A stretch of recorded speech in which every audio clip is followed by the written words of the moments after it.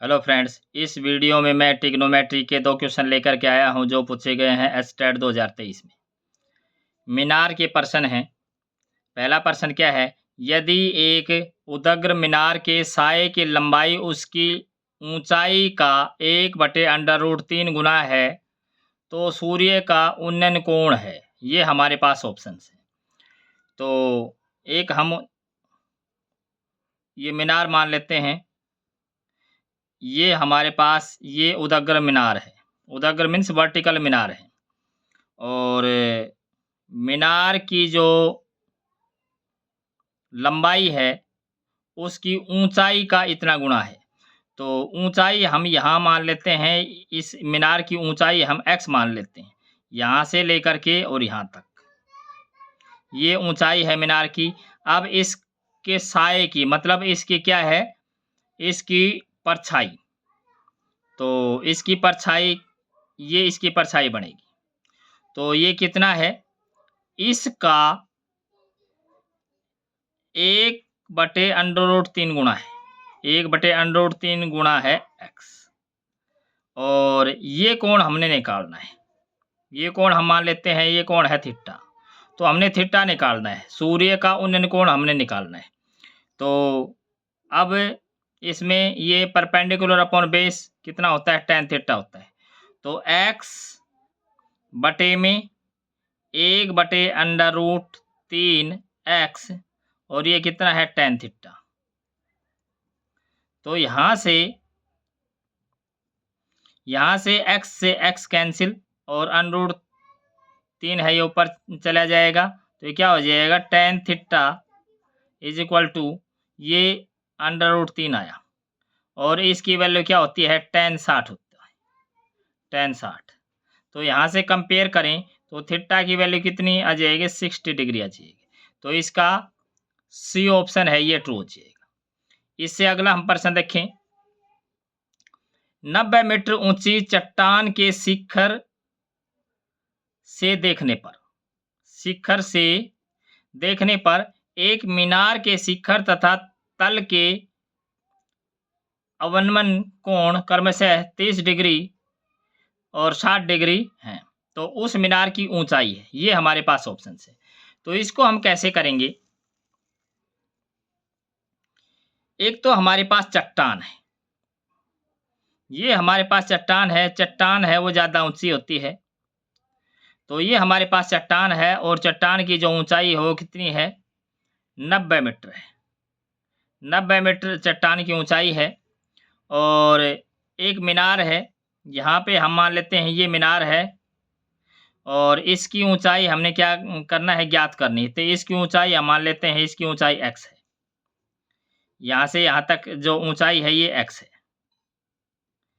तो यहाँ पे क्या कह रखे है कि चट्टान के शिखर से देखने पर हम मतलब यहाँ खड़े होकर के देखें एक मीनार के शिखर से चट्टान का शिखर। तो ये यहाँ शिखर से देखने पर शिखर और तल का अवनमन कोण। तो यहाँ से इससे तल से अवनमन कोण कितना है? 30 डिग्री और 60 डिग्री है। तो अब हमारी लाइन ऑफ एक्शन तो ये होगी। अगर हम इसे देखते तो इस प्रकार से देखेंगे, लेकिन हम झुक के देख रहे हैं तो फिर हमारा अवनमन कोण बनेगा। तो ये कितना है? ये तो है शिखर से तो कितना है? 23 डिग्री है। और तल से कितना है? तल से है 60 डिग्री। इसको हम ज्वाइन करें।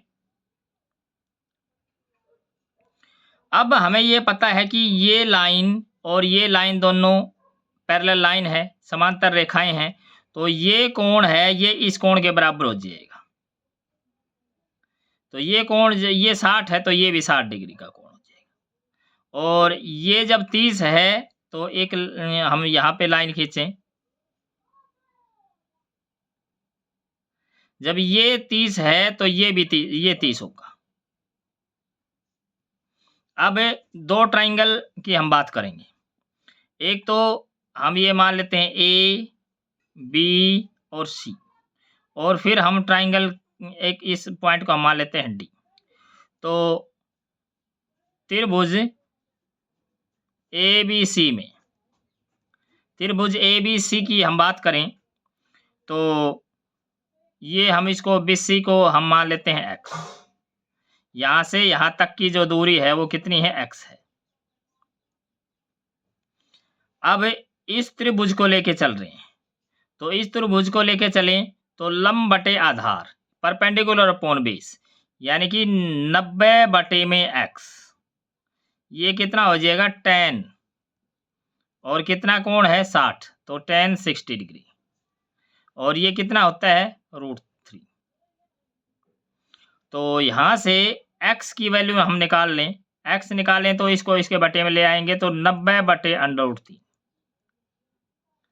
तो इसको समीकरण 1 कह दें। अब त्रिभुज कौन सी ले लेते हैं, अब ये AD और इस पॉइंट को हम मान लेते हैं D के बाद E, तो ADE में अब ये कितना है, ये जो है ये इतना ही है जितना x है, तो ये भी x है, ये x हो गया। अब वही काम हमने करना है, अब हमें ये दूरी चाहिए, ये ऊंचाई चाहिए, कितनी है, तो टोटल कितनी है 90 है, और ये h हम कम कर दें तो ये कितना हो जाएगा, ये यहाँ से यहाँ तक 90 माइनस का h, ये जो दूरी यहाँ से लेकर के यहाँ तक की कितनी हो जाएगी 90 माइनस का h।